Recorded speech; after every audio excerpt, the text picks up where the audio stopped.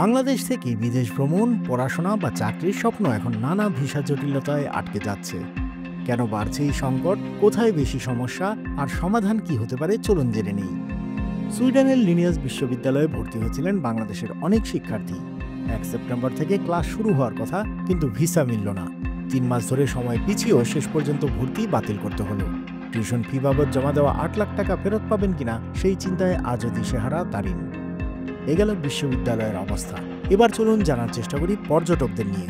অনেকেই থাইল্যান্ড ভ্রমণের পরিকল্পনা করে 1 মাসেরও বেশি সময় অপেক্ষার পরেও এখনও ভিসা পাননি। চিকিৎসার জন্য ভারতে যেতে যাওয়া হান্নান শেখও রয়েছেন অনিশ্চয়তায়। শুধু শিক্ষার্থী বা পর্যটক নয়, কর্মী হিসেবেও বিদেশ যাওয়ার পথে বাধা ক্রমেই বাড়ছে। মধ্যপ্রাচ্যের বহু দেশে বাংলাদেশের শ্রমবাজার এখন বন্ধ বা কঠিন শর্তে সীমিত।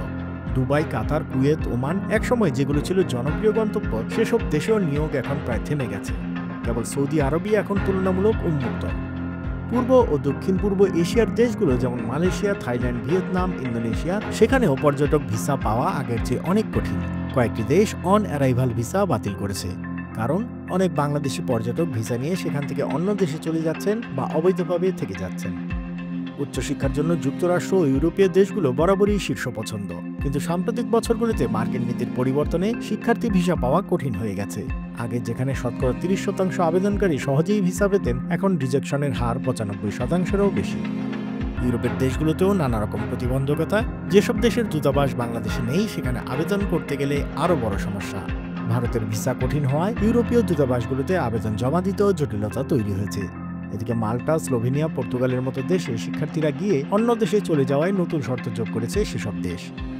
অস্ট্রেলিয়া ও নিউজিল্যান্ডে কিছুটা ইতিবাচক পরিবর্তন দেখা গেলেও সার্বিকভাবে শিক্ষার্থী ভিসা পাওয়া আগের চেয়ে কঠিন। কেন এমন জটিলতা?